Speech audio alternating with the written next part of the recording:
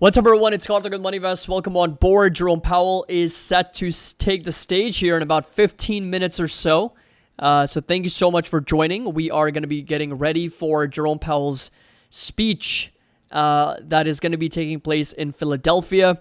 So, of course, markets have recovered really well. We have essentially gone back to break even on the day, as S&P 500 is essentially slightly down about 17 basis points, and the NASDAQ also recovering really well after we got tested at the Friday's lows.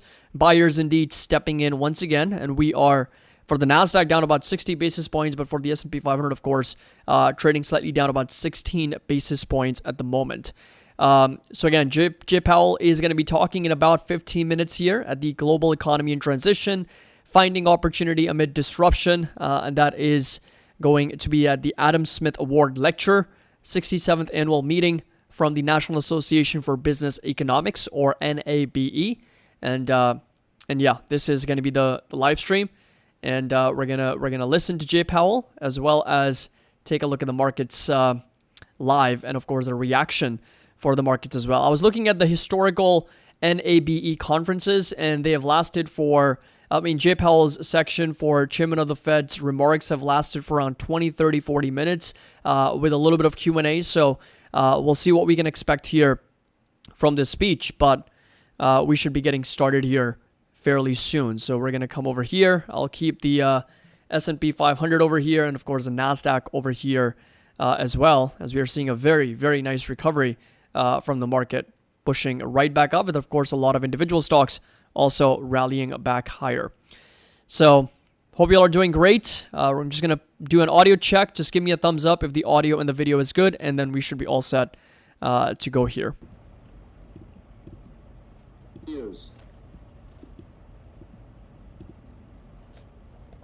Thank you. Yeah, Tom, you should change your name tag to the great Tom Beers, I think. I'd also like to thank and recognize our partners, our sponsors and our partners one more time: Intuit, Fidelity, Peterson Foundation, EY, Parthenon, KPMG, the McKinsey Global Institute, Morgan Stanley, the Economist Intelligence Unit, Wells Fargo, MetLife Investment Management, Haver Analytics, Woods & Poole, Bloomberg, and S&P Global. Thank you very much for that, for the very generous support.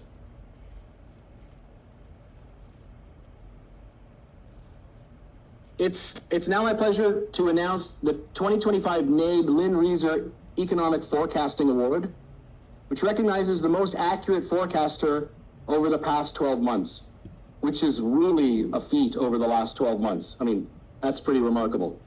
The first place goes to the Wells Fargo team, Jay Bryson's team. Jay recently retired, and no one is here to accept the award, but please join me in congratulating him. Oh, they are here. Okay, that's right. Yeah, come on up.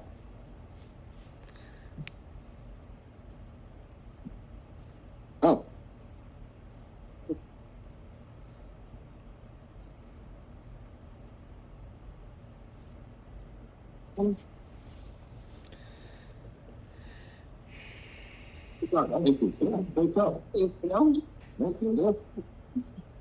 You guys don't.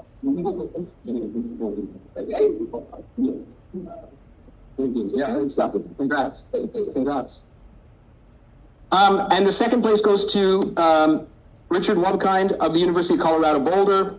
After the year we've had, special kudos to both winners. Great job.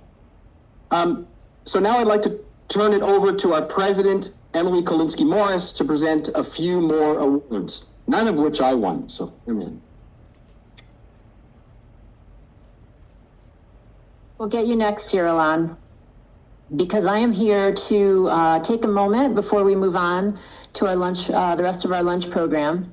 I'm going to take a moment to recognize 4 outstanding members of the NABE board whose terms are ending this year. So we have Wilco Schultz-Mellendorf, and then here in the room, if I could ask you 3 to come up, we have Kathleen Navin, Yale Selfin, and our past president, Julia Coronado.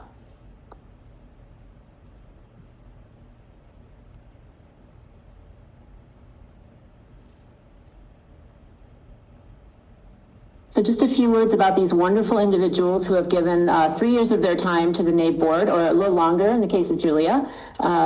First, Wilco, who could not be with us today. He's of Amazon, and his impact on NABE has been tremendous. He's been a key driver of the Tech Economics Conference, helping it evolve as we've incorporated causal inference and AI tools into our collective toolkit. His vision and technical insight have helped keep NABE at the forefront of applied data and technology in economics. And then we have Kathleen Navin from the Federal Reserve Bank of St. Louis, who has been deeply engaged across NABE programs from the annual meeting to the Economic Measurement Seminar, which was absolutely fantastic this year, and has been an important contributor to the Certified Business Economist program and the NABE Foundation. Her thoughtful input and steady leadership has strengthened nearly every initiative that she's touched. Then next we have E.L. Selfin, Chief Economist at KPMG UK. Yale's been a vital bridge between NABE and the global economics community. Throughout her involvement in the policy conference and in the international symposium, she has helped NABE connect with leading economists and policymakers across Europe. Yale's deep network and international perspective have been invaluable in broadening NABE's reach, and fostering meaningful global dialogue among economists. And finally, Julia Coronado, founder of Macro Policy Perspectives, who has been a true cornerstone of NABE's leadership for the past decade. Julia has served 7 years on the board, including as president across NABE, most recently as past president. Her macroeconomic expertise, her mentorship, expansive network have all shaped countless NABE programs and surveys and helped advance the CBE program. So on behalf of all of NABE, I want to thank Wilco. Thank you, Kathleen, Yale, and Julia for your service, for your leadership, and for your lasting contributions to our community. And not last contributions, but lasting, because I know you're not quite going anywhere, just rolling off the board. So if you could please come up, and we will, I think, do a quick picture. Your plaques have not arrived, unfortunately. Supply chain issues. Yeah.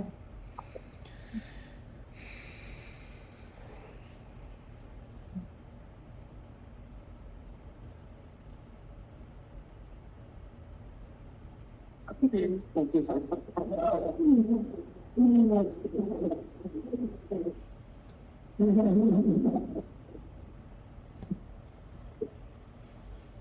All right.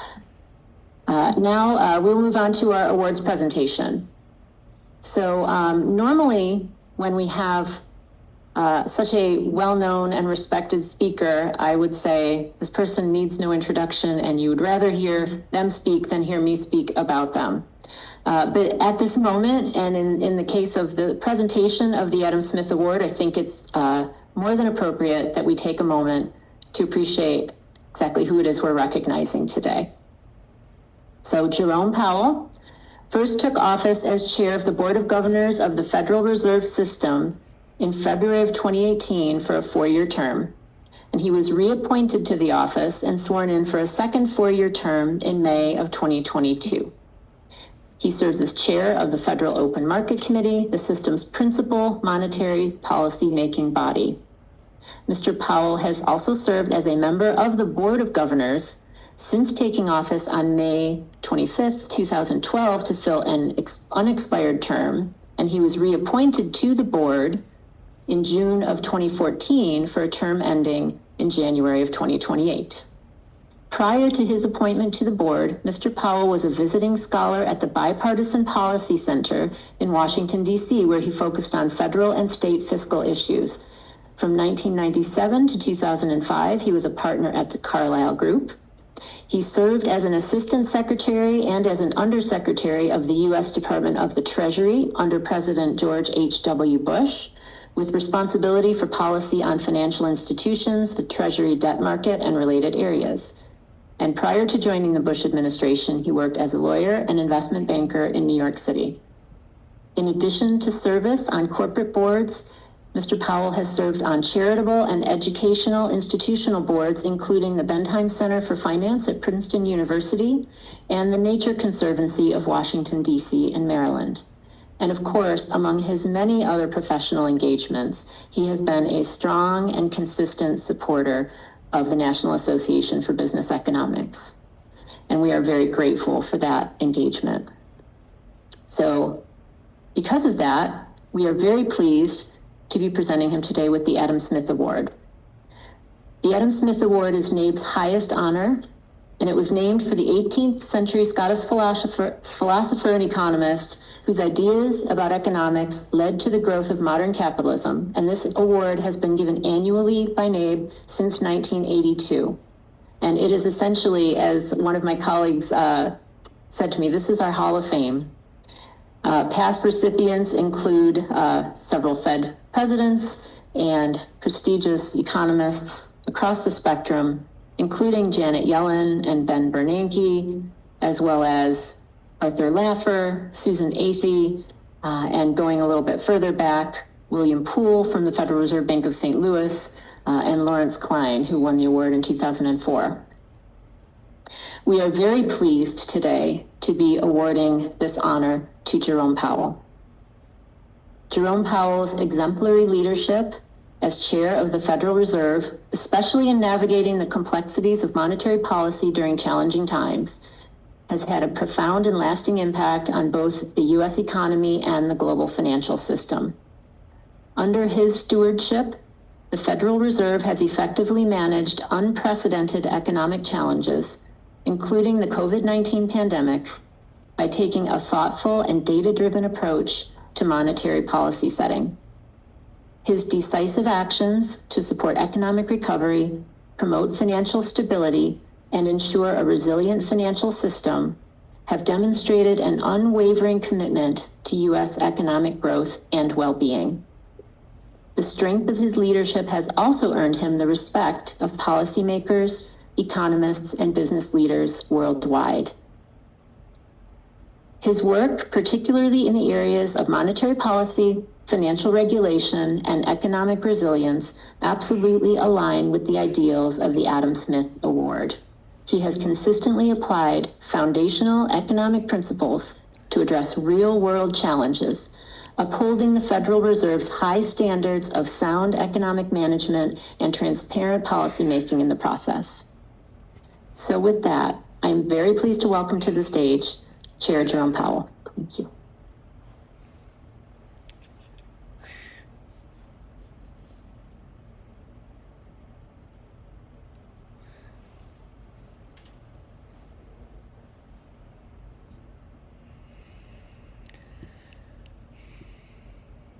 Thank you. Here we go. Thank you very much. You got a camera somewhere? I thought we did, but maybe not. There we go. We don't have a camera. There we go.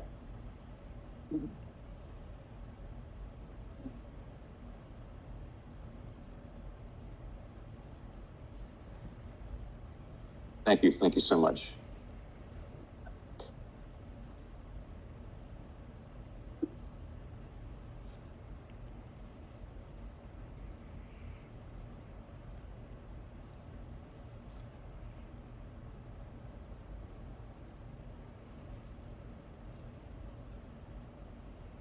Thank you, Emily. And thanks to the National Association for Business Economics for the Adam Smith Award.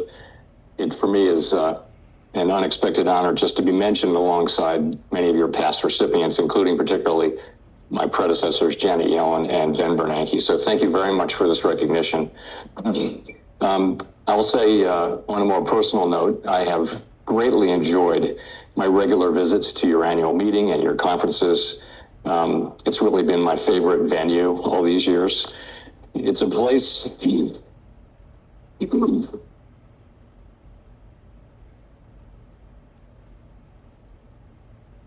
This is a place where we can talk about economic issues and not worry that someone's eyes might glaze over. I also appreciate the warm welcome I've always received here. And putting Fed staff aside for a minute, I can't think of a more lovable group of econ nerds anywhere.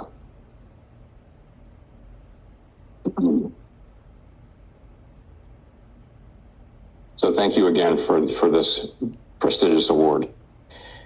And for the opportunity to speak to you here today. So As we all know, monetary policy is more effective when the public understands what the Federal Reserve does and why. With that in mind, I hope to enhance understanding of one of the more arcane and technical aspects of monetary policy, the Federal Reserve's balance sheet. A colleague recently compared this topic to a trip to the dentist, but I found that comparison somewhat unfair to dentists. So today I'll discuss the essential role that our balance sheet played during the pandemic, along with some lessons learned. I'll then review our ample reserves implementation framework and the progress we've made toward normalizing the size of our balance sheet. And I'll conclude with some brief remarks on the economic outlook. So, one of the primary purposes of a central bank is to provide the monetary foundation for the financial system and the broader economy. This foundation is made of central bank liabilities.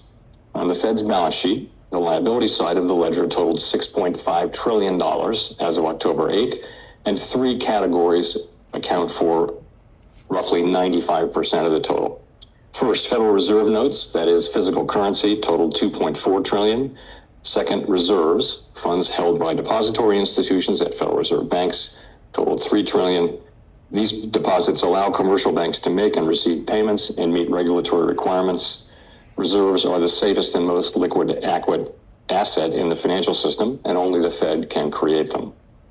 The adequate provision of reserves is essential to the safety and soundness of our banking system, the resilience and efficiency of our payment system, and ultimately the stability of our economy. Third is the Treasury General Account, or TGA, currently at about $800 billion, which is essentially the checking account for the federal government. When the Treasury makes or receives payments, those flows affect dollar for dollar the supply of reserves or other liabilities in the system. The asset side of our ledger consists almost entirely of securities, including $4.2 trillion of U.S. Treasury securities and $2.1 trillion of government-guaranteed agency mortgage-backed securities, or MBS. When we add reserves to the system, we generally do so by purchasing Treasury securities in the open market and crediting the reserve accounts of the banks involved in the transaction with the seller. This process effectively transforms securities held by the public into reserves, but does not change the total amount of government liabilities held by the public. So, the Fed's balance sheet serves as a critical policy tool, especially when the policy rate is constrained by the effective lower bound, or ELB. When COVID-19 struck in March 2020, the economy came to a near standstill and financial markets seized up, threatening to transform a public health crisis into a severe, prolonged economic downturn. In response, we established a number of emergency liquidity facilities. Those programs, supported at the time by Congress and the administration, provided critical support to markets and were remarkably effective in restoring confidence and stability. At their peak in July 2020, loans from these facilities totaled just over $200 billion. Most of these loans conditions stabilized. That's normally the deepest and most liquid market in the world, and the bedrock of the global financial system was under extraordinary pressure and on the verge of collapse. We used large-scale purchases of securities to restore functionality to the Treasury market. Faced with unprecedented market dysfunction, the Fed purchased Treasury and agency securities at an extraordinary pace in March and April of 2020. These purchases supported the flow of credit to households and businesses and fostered more accommodative financial conditions to support the recovery of the economy when it ultimately came. This source of policy accommodation was particularly important as we had already lowered the federal funds rate close to zero and expected that it would remain there for some time. By June 2020, we slowed our purchase pace to a still substantial $120 billion per month. And in December of 2020, as the economic outlook remained highly uncertain, the FOMC said that we expected to maintain that pace of purchases until substantial further progress has been made toward the committee's maximum employment and price stability goals. That guidance provided assurance that the Fed would not prematurely withdraw support while the economic recovery remained fragile amid unprecedented conditions. And we maintained that pace of asset purchases through October 2021. By then, it had become apparent that elevated inflation was not likely to go away without a strong monetary response. At our meeting in November 2021, we announced a phase out of our purchases, and at our next meeting in December, we doubled the pace of that taper and said that asset purchases would conclude by mid-March of 2022. Over the entire period of purchases, our securities holdings increased by $4.6 trillion. So, a number of observers have raised questions, fairly enough, about the size and composition of asset purchases during the pandemic recovery. Throughout 2020 and 21, the economy continued to face significant challenges as successive waves of COVID caused widespread disruption and loss. During that tumultuous period, we continued to purchase in order to avoid a sharp, unwelcome tightening of financial conditions at a time when the economy still appeared to be highly vulnerable. Our thinking was informed by recent episodes in which signals about reducing the balance sheet had triggered significant tightening in financial conditions, and we were thinking of the events of December 2018, as well as the 2013 taper tantrum. Regarding the composition of our purchases, some have questioned the inclusion of agency MBS purchases given the strong housing market during the pandemic recovery. Outside of purchases aimed specifically at market functioning, MBS purchases are primarily intended, like our purchases of Treasury securities, to ease broader financial conditions when the policy rate is constrained by the effective lower bound. The extent to which these MBS purchases disproportionately affected housing market conditions during that period is challenging to determine. Many factors affect the mortgage market, and many factors beyond the mortgage market affect supply and demand in the broader housing market. With the clarity of hindsight, we could have, and perhaps should have, stopped asset purchases sooner. Our real-time decisions were intended to serve as insurance against downside risks. We knew that we could unwind purchases relatively quickly once we ended them, which is exactly what we did. Research and experience tell us that asset purchases affect the economy through expectations regarding the future size and duration of our balance sheet, so that when we announced our taper, market participants began pricing in its effects, pulling forward the tightening in financial conditions. Stopping sooner could have made some difference, but not likely enough to fundamentally alter the trajectory of the economy. Nonetheless, our experience since 2020 does suggest that we can be more nimble in our use of the balance sheet and more confident that our communications will foster appropriate expectations among market participants, given their growing experience with these tools. Some have also argued that we could have better explained the purpose of asset purchases in real time. There's always room for improved communication, but I believe our statements were reasonably clear about our objectives, which were to support and then sustain smooth market functioning and to help foster accommodative financial conditions. Over time, the relative importance of those objectives evolved with economic conditions, but the objectives were never in conflict. So at the time, this issue appeared to be a distinction without much of a difference. That's not always the case, of course. For example, the March 2023 banking stress led to a sizable increase in our balance sheet through lending operations. We clearly differentiated these financial stability operations from our monetary policy stance. Indeed, we continued to raise the policy rate through that time.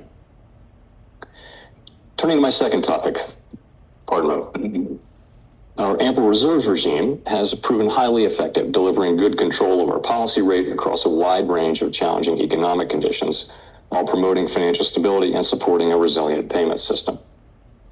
In this framework, an ample supply of reserves ensures adequate liquidity in the banking system, and control of our policy rate is achieved through the setting of our administered rates, interest on reserve balances, and the overnight repurchase rate. Reverse repo rate, rather. This approach allows us to maintain rate control independently of the size of our balance sheet. And that's important given large unpredictable swings in liquidity demand from the private sector and significant fluctuations in the autonomous factors affecting reserve supply, such as the TGA. This framework has proved resilient whether the balance sheet is shrinking or growing.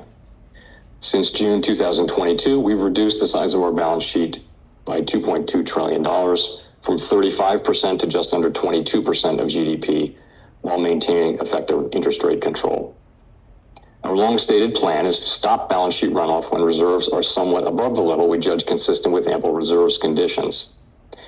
We may approach that point in coming months, and we are closely monitoring a wide range of indicators to inform this decision. Some signs have begun to emerge that liquidity conditions are gradually tightening, including a general firming of repo rates, along with more noticeable but temporary pressures on selected dates. The committee's plans lay out a deliberately cautious approach to avoid the kind of money market strains experienced in September 2019. Moreover, the tools of our implementation framework, including the standing repo facility and the discount window, will help contain funding pressures and keep the federal funds rate within our target range through this transition to lower reserve levels. Normalizing the size of our balance sheet does not mean going back to the balance sheet we had before the pandemic. In the longer run, the size of our balance sheet is determined by the public's demand for our liabilities rather than by our pandemic-related asset purchases. Non-reserve liabilities currently stand about $1.1 trillion higher than just prior to the pandemic, thus requiring that our securities holdings be equally higher. Demand for reserves has risen as well, in part reflecting the growth of the banking system and the overall economy. Regarding the composition of our securities portfolio, relative to the outstanding universe of Treasury securities, our portfolio is currently overweight longer-term securities and underweight shorter-term securities. The longer-run composition will be a topic of committee discussion. Transition to our desired composition will occur gradually and predictably, giving market participants time to adjust and minimizing the risk of market disruption. Consistent with our longstanding guidance, we aim for a portfolio consisting primarily of Treasury securities over the longer run. Some have questioned whether the interest we pay on reserves is costly to taxpayers. In fact, that is not the case. The Fed earns interest income from Treasury securities that back reserves. Most of the time, our interest earnings from Treasury holdings more than cover the interest paid on reserves, generating significant remittances to the Treasury. By law, we remit all profits to the Treasury after covering expenses. And since 2008, even after accounting for the recent period of negative net income, our total remittances to Treasury have totaled more than $900 billion. While our net interest income has temporarily been negative due to the rapid rise in policy rates to control inflation, this is highly unusual. Our net income will soon turn positive again, as it typically has been throughout our history. Of course, having negative net income has no bearing at all on our ability to conduct monetary policy or meet our financial obligations. If our ability to pay interest on reserves and other liabilities were eliminated, the Fed would lose control over rates. The stance of monetary policy would no longer be appropriately calibrated to economic conditions and would push the economy away from our employment and price stability goals. To restore rate control, large sales of securities over a short period of time would be needed to shrink our balance sheet and the quantity of reserves in the system. The volume and speed of these sales could strain Treasury market functioning and compromise financial stability. Market participants would need to absorb the sales of Treasury securities and agency MBS, which would put upward pressure on the entire yield curve, raising borrowing costs for the Treasury and private sector. Even after that volatile and disruptive process, the banking system would be less resilient and more vulnerable to liquidity shocks. The bottom line is that our ample reserves regime has proven remarkably effective for implementing monetary policy and supporting economic and financial stability. So I will close with a brief discussion of the economy and the outlook for monetary policy. Although some important government data have been delayed due to the shutdown, we routinely review a wide variety of public and private sector data that have remained available. We also maintain a nationwide network of contacts through the reserve banks who provide valuable insights, which will be summarized in tomorrow's beige book. Based on the data we do have, it's fair to say that the outlook for employment and inflation does not appear to have changed much since our September meeting 4 weeks ago. Data available prior to the shutdown, however, show that growth in economic activity may be on a somewhat firmer trajectory than expected. While the unemployment rate remained low through August, payroll gains have slowed sharply, likely in part due to a decline in labor force growth due to lower immigration and lower labor force participation. In this less dynamic and somewhat softer labor market, the downside risks to employment appear to have risen. While official employment data for September are delayed, available evidence suggests that both layoffs and hiring remain low and that both households' perceptions of job availability and firms' perceptions of hiring difficulty continue their downward trajectories. Meanwhile, 12-month core PCE inflation was 2.9% in August, up slightly from earlier this year, as rising core goods inflation has outpaced continued disinflation in housing services. Available data and surveys continue to show that goods price increases primarily reflect tariffs rather than broader inflationary pressures. Consistent with these effects, near-term inflation expectations have generally increased this year, while most longer-term expectation measures remain aligned with our 2% goal. Rising downside risks to employment have shifted our assessment of the balance of risks. As a result, we judged it appropriate to take another step toward a more neutral policy stance at our September meeting. There is no risk-free path for policy as we navigate the tension between our employment and inflation goals. This challenge was evident in the dispersion of committee participants' projections at the September meeting. And I'll stress again that these projections should be understood as representing a range of potential outcomes whose probabilities evolve as new information informs our meeting-by-meeting approach to policymaking. We'll set policy based on the evolution of the economic outlook and the balance of risks rather than following a predetermined path. And with that, thank you again for this wonderful award and for inviting me here today. I look forward to our discussion. Thank you.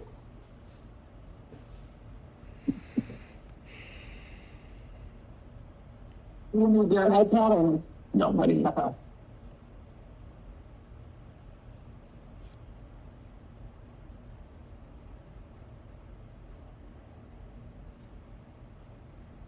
Thank you, Chair Powell, for the excellent remarks in the Adam Smith address. And we will have about half an hour for questions. So Sounds like a long should have time. talked longer.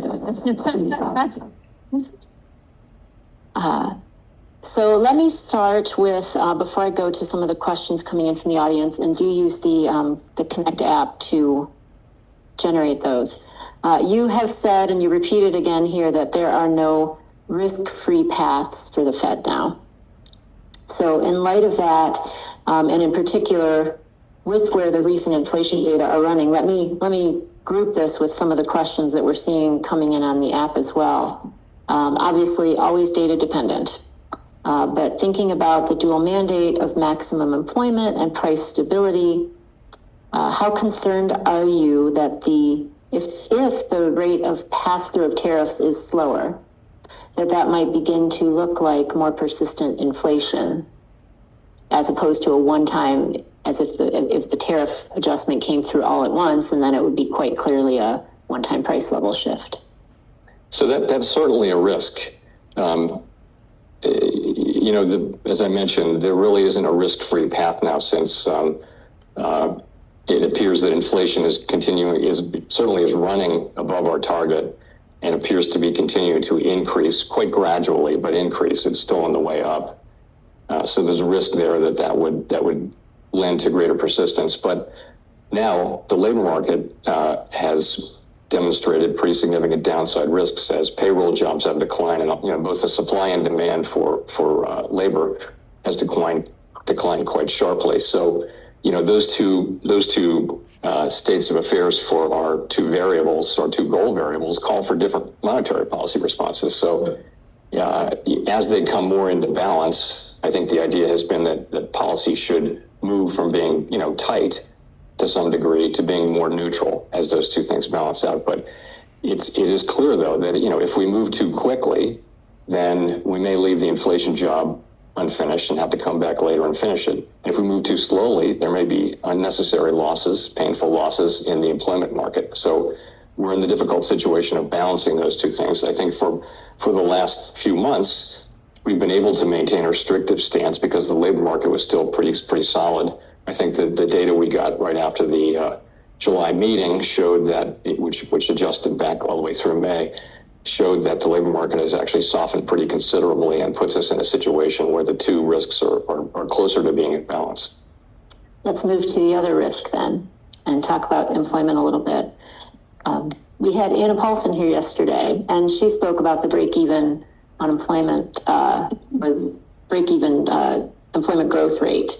And that's a question from the audience as well. So I believe she said that it's certainly lower than it was, and the standard error around those estimates probably includes some numbers that might even be negative. Where do you see the monthly break-even employment growth rate at this point? I'm not going to try to give you a pinpoint number, but as you pointed out, the standard error around these things is 50,000 plus or minus, something like that. And that would certainly, I think the range of plausible numbers for the break-even rate is probably does go below zero, accounting for those standard errors. It's clearly come down a great deal, and that's what's so challenging about this is that both supply and demand in the labor market have come down so sharply, so quickly, and the fact that the unemployment rate has barely moved is kind of remarkable in and of itself, and suggests that they're moving at roughly the same pace. Although, of course, the unemployment rate has ticked up, which suggests that demand is moving a little faster than supply. I wouldn't want to point to a specific number other than to say that it's come way down. And there are many estimates out there. By the way, there are many ways to calculate it, so you're going to get different estimates. We're certainly in a volatile and changing environment. So one question I have is whether you see any changes in the transmission mechanism of monetary policy actions. So when we speak of long and variable lags, as we do, are those changing? And in particular, do you think there might be any difference in the impacts of policy on inflation versus employment? Is one changing more than the other? That's like 2 or 3 questions, so I might have to come back to you. That's right. So on transmission, there, in theory at least, I see 2 things. One is, what we say and the actions that we take on monetary policy and how quickly that gets into financial markets. So if you go back to when I was in college, that part would have taken, weeks, months probably. Now that part happens essentially instantaneously. But the rest of it, once it's in the financial markets, how quickly does it affect economic activity, unemployment, employment, inflation, et cetera? I think that's more dependent on the conditions in the economy. For example, if you take the group of people who had extremely low rate mortgages, right? And even so, if you can cut rates, but they're a long way down, and they're sort of in a place where it's going to be expensive to move and to take out a much higher rate mortgage, even assuming significant numbers of cuts. So that has probably blunted the transmission of lower rates into that part of the economy. But overall, I think it still works the way we think it works, which is, long and variable lags means a lot of uncertainty about how it's being affected. I think the last part of your question, the lore has been that inflation and employment come later.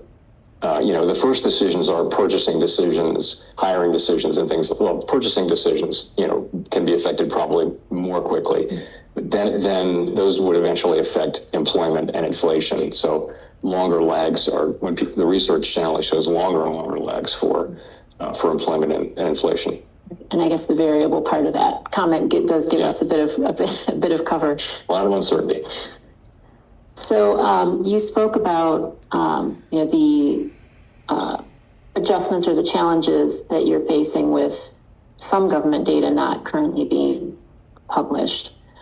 Beyond the headline unemployment rate, which we're not going to see right away, what other labor market indicators are you monitoring most closely to gauge that side of the mandate?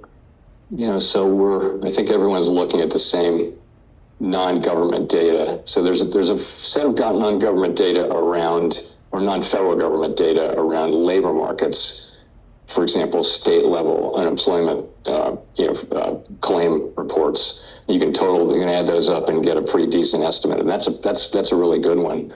There's also ADP has its data and employment. So in the employment space, there's some plausible data. I will say generally the private data, the alternative data that we look at, is better used as a supplement for the underlying governmental data, which is the gold standard, and it won't be as effective as the main course as it would have been as a supplement. So we don't expect that we'd be able to replace the data we're not getting.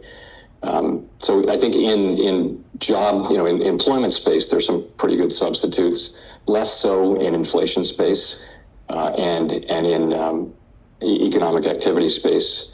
And also they're just, they're different private data providers use different universes and different levels of rigor in their data analysis. So, we're looking at lots of things, and we're going to make our decisions according to the FOMC schedule.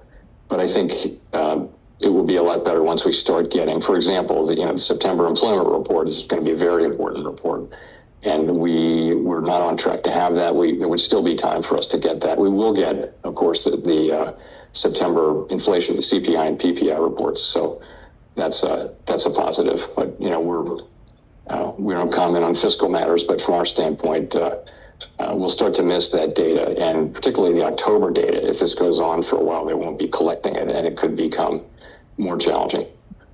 You used the term gold standard, and you didn't mean it in this context, but I'm going to pivot here because there's a question from the audience that's getting a lot of upvotes. So one of your predecessors, Alan Greenspan, used to view the price of gold as an indicator of inflation risk. So in that context, how do you view the rally that we've seen in gold? And if you want to throw in Bitcoin, you can comment on that too. I'm not going to comment on any particular asset price, including that one. And I think we think of inflation as driven by fundamental supply and demand factors, and it's not something we look at actively. Yeah. The September projections, we saw revised GDP growth projections revised upward for both 2025 and 2026. Now, sometimes it's just an issue-to-issue thing, but how do you reconcile that projection of stronger growth with what we're seeing in terms of a likely weakening labor market? So even subsequent to the September SEP, we've seen economic activity data which are surprising to the upside. And as I mentioned in my remarks, so you do have a bit of a tension there between the labor market data that we see, very low levels of job creation, and yet people are spending. So economic activity is strong, and it's we're going to have to see how that plays out. Right now, of course, we're not getting any new government data on that, any new federal government data on that, but it does create, of course, if economic activity were stronger, then that would tend to support labor market activities and hiring. So we'll have to see how that works out. Another topic that has permeated the conference over the last 2 days has been AI. So as the Federal Reserve, like all of us, grapple with the implications of generative AI, what plans are in place to assess its long-term impact on productivity, implications for labor markets, and overall economic stability? And does that present any new risks to monetary policy or financial stability? So you're right. We're doing what other people are doing, which is reading all the things that, so many researchers are working on AI now. It's just amazing. And so we follow all of that. We also have people at the Fed who are doing lots and lots of research on AI. And, in terms of, it's just such early days to be looking for the kind of things that will happen. So, the question of productivity, it was Robert Solow who said that technology is showing up everywhere, but in the productivity data. So this could be the same kind of thing where it's there, but it takes a long time kind of to show itself, because you would think of another big technological advance as potentially raising productivity, but I think it's early to say that we're seeing it. Also, you're seeing, I think some researchers have found effects on hiring from AI for entry-level people and for coders and things like that. So there's probably some of that out there, but it's just so early to say what it will be. We also monitor very carefully what public companies are saying. Increasingly, bold statements from mainly large private companies on things that they think they can do across their whole business area with AI, and either sort of freeze hiring where it is or reduce hiring. And I think pretty aware of what the potential outcomes are, but the range of potential outcomes is very broad. I will say, in terms of what the Fed can do, we deal with supply and demand. We have an interest rate, and we also do regulation, that kind of thing. But if what's needed is greater education and skills, I've always liked the model that technology can work for everybody as long as everybody's getting the skills and aptitudes they need to use that technology. This is Golden and Katz, their work, which they actually spoke about at Jackson Hole this year, but it's a 20-year-old book that they wrote. We can't do that. That's not something the Fed can do. We also can't address the potential societal disruptions that could happen, potentially, if there's really significant job loss. So there are a lot of, we're the least of it. There are potentially really significant implications for people in the labor force. And I think we're all speculating about what those might be, but it's only the beginning of this story. Yep. Looking at some of the other questions that are getting upvoted, and you can get as far into the weeds as you want, but this is where people want to go. So let me try this one. As you think of the appropriate level of reserves in the system, what indicators are most important? Is it the price of money, so repo levels, or the volume of borrowings from the Fed, like the discount window, and so on? So we have a nice spider chart and 5 main indicators, one of which is sort of repo levels. And I think overall what they're showing is that we're still at ample reserves. Abundant reserves. We're still at abundant reserves, meaning above our goal of ample reserves, a little bit above ample reserves. So, but you're starting to see a little bit of tightening in money market conditions, particularly repo rates have moved up. And those are the things we're going to be watching. So we think we're still at abundant, and we're, the pace of runoff is now very, very slow. So we're going to be watching all those factors very carefully. We're not so far away now, but there's a ways to go. I think we're not going to get away without addressing this one, so I'll try to, again, group some of these together. First, there's definitely appreciation from the audience, your ability to try to remain above the political fray. And I think also, and as in your remarks, you said gradually and predictably, and that sounds really nice right about now. But with that ongoing scrutiny of the policy decisions of the Fed, what measures is the Federal Reserve taking, and are you taking, to ensure and demonstrate the continued independence in setting monetary policy? So the main thing we can continue to do is to do our work the way we've always done it, which is, think really carefully about evolving economic conditions and the evolving outlook and the balance of risks, and try to make good decisions to best serve the American public, and then explain those decisions and talk about them in a way that makes sense and is grounded in the data and our overall approach. I think we're going to keep doing that, and as long as we're doing that, people will be able to tell. If we start doing something else, I think people will be able to tell that too. But that's just not something we're ever going to do. We're always going to keep doing our work. We don't engage in back and forth with people. It's just not that gets to be political sort of right away. So we just do our work and do it as best we can. Overall, I would say the Fed comes through the last, if you think about it, go back to the beginning of the global financial crisis. We've had 2 world historical crises back to back, essentially. And the U.S. economy, it's been quite a ride for the U.S. economy and for American citizens, but we've come through it as well or better than any other country in the world. And we had to innovate and did innovate. There was really no choice. We can look back now and as I did today and second guess ourselves, which is only appropriate, that we've been doing it for 10 years. Since I got to the Fed 12 years ago, we were already doing a lot of that. So that's an ongoing process. But I think if you take a step back, the Fed isn't a government agency that does a good job for the public that it serves. And that is our only goal. And I think we do it pretty well. Don't look for perfection. these are close calls that have to be made in real time. But I guess that's what I would say. It's fantastic. And in that context, then internally to the FOMC, how important is it that you have consensus on it? I mean, we're economists. We understand the value of spirited debate, but is that important in terms of communicating the results and the decisions of the committee? I mean, consensus is great, but I mean, the most important thing of all is to get it right. And, that you come to places, not very commonly, but sometimes you come to places where people are going to have different views. And this is one of them. You have a situation here where literally inflation's above target and gently rising.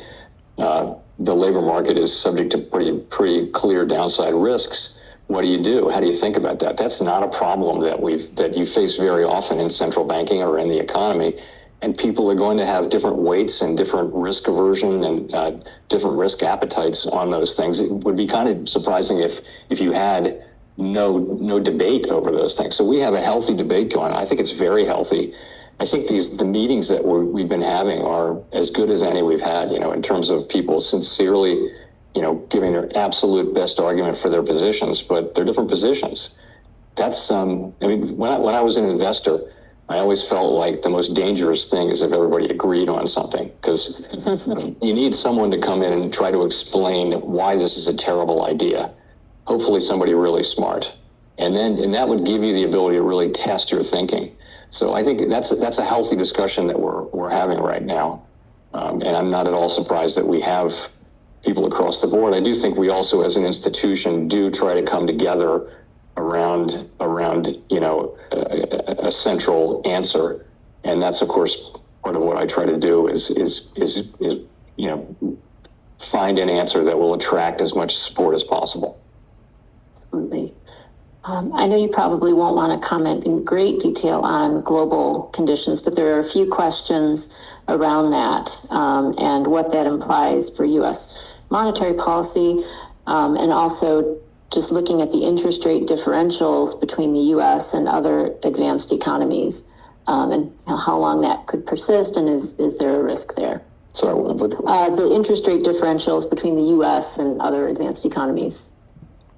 Yeah, I mean, we set interest rates according to, the place where our economy is domestically, taking into account the international aspects of our economy. So again, it's not surprising. I mean, you could name many, many factors, but, for example, tariffs are clearly more disinflationary for countries that are subjected to them, and they're more, I won't say heavily inflationary, but there's some inflationary pass-through to consumers from countries that are putting tariffs on. So there's a very different monetary policy response potentially just in that. I think we need to set, as every other central bank does, they're setting rates in whatever their remit is geographically, and they're going to be different answers. It's not unusual. So we have a large number of young economists in the audience today. Could you talk a little bit about, as we look back, and it's a momentous award, it's a nice time to reflect. If you looked back on your early career and your early goals, how do you think that young Jerome Powell would view where Jerome Powell is sitting today as chair of the Federal Reserve? Surprised. No, I would say, so what I would tell young economists is you've chosen a great profession, a tremendous profession. You're getting the tools to analyze public policy and what works and what doesn't work and what should be expected to work and wouldn't and why. And also what's the state of the economy. And guess what? It's not just hard, it's basically impossible. But it's a very, very difficult thing, but it yields itself up over time. And it's just an incredibly important subject that carries the capability to do really good things for the general public, who may not feel great gratitude toward economists, but sometimes. But no, it's really important. You made a great choice, and I would say wish you the best of luck. Thank you. Agreed. Okay, we'll do a little bit of a lightning round here. We have about 5 minutes left, so I'll ask a bunch of questions that you may not want to get into great detail on anyway. So some of these are pretty straightforward, but so we talked quite a bit about labor markets, but we have not specifically asked the question about the effect of immigration policies on labor supply. How restrictive do you think that current policy is, and is that something that will just Current immigration policy? Yeah. Yes. Let me start by saying that we don't have a view on immigration. It's not our job to have a view. So we take that as completely, it is what it is. We take it as it arrives. More, I'd say, stronger policy than most people had expected. We've seen very sharp decline in growth of the labor force and in people entering the country, and yeah, I think you're only beginning to see the strength of that policy too. There's more expulsions; those are rising, and that kind of thing. So yeah, that's a big economic factor. So that will mean fewer people to work. You have anecdotal evidence of industries that are just having a hard time finding people. You don't see it in wages or anything like that at this point. You don't see, at least in the aggregate, you don't. But yeah, it's going to be a really important economic fact because that's new people who come into the workforce. They create their supply, but they also create demand. They create their own demand, and again, from our standpoint, we're just our job is to achieve maximum employment or maximum sustainable employment. And that will depend both on the supply of workers and the demand for workers. Back to the balance sheet, some questions. Again, I'll kind of try to group these together around mortgage-backed securities and housing affordability. Again, not directly part of the dual mandate, but would the Fed ever look at any specific actions with regard to MBS to address mortgage rates or affordability for housing? The answer is, look, we look at overall inflation and we don't target housing prices. And also I don't know how you would, we would certainly not engage in mortgage-backed security purchases as a way of addressing mortgage rates or housing directly. That's not what we do. We do have, as I mentioned, a very large amount of mortgage-backed securities, and they're running off, but they run off pretty slowly. Yeah. Question on the beverage curve. Maybe that's not a lightning round question, but let's try it. So do you think that the shift in the beverage curve is a structural shift or just a blip? I think it's, you're at a place where, further declines in job openings might very well start to show up in unemployment. You've had this amazing time where you came straight down, and but I just think you're going to reach a point at which unemployment starts to go up, and we haven't really. We may be hitting that now, but it's been remarkable how that line it just comes down, and which has been really a great part of the recovery. All right. Well, we have just a couple minutes left. I think we'll end with maybe another sort of philosophical question. Michael Barr spoke to the policy conference in 2024, I believe it was, and he gave some advice to economists. What would your advice be to the economists in the room in terms of how we can best serve the challenges that are facing us collectively in this moment? I'm inclined to say keep your heads up. It's a time when people are challenging expertise, and I think it's a distinguished profession. It's a very high order profession, and you should be proud of your work and keep at it. Ultimately, we're learning about how the economy works and how society works. Our understanding is so basic and so uncertain, really, still after all these years. But you got to think we're making some progress and doing some good, and imposing sort of an analytical framework around the kind of decisions people make about the economy. So I just want to give you a vote of support and say keep at it. And likewise, NABE supports you.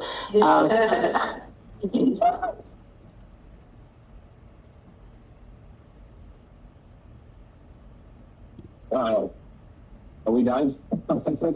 Thank you so much. Thank you. Thank you.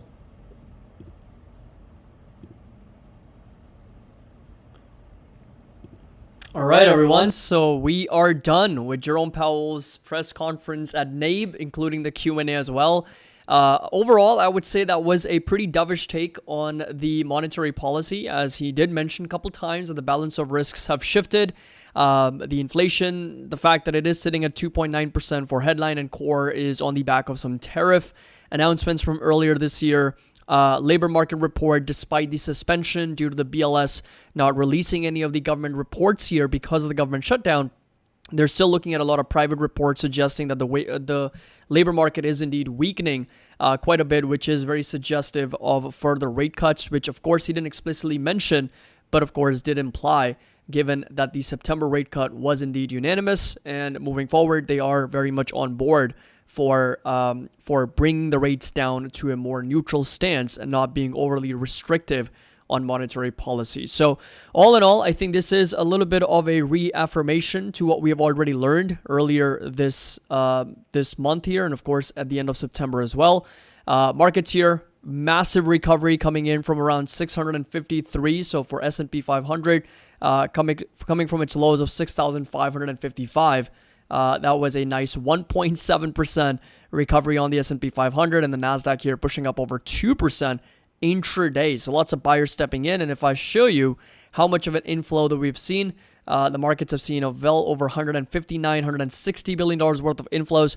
At one point, we were down over $785 billion. So we're down about $800 billion in the beginning of the day, and so that's a swing of almost $1 trillion in a span of about 4 or 5 hours since the markets opened. So there's a lot of liquidity flooding back into the market here. And if you come take a look at the market snapshot, this right here, we had about 9 sectors, or actually 10. In the morning, we had 10 sectors red, and now we have 10 sectors green. So it's an exact flip after this entire rally that we're seeing intraday from this market. And of course, the Money Invest Index is now back at 3.41. For NASDAQ 100, we're at 3.4.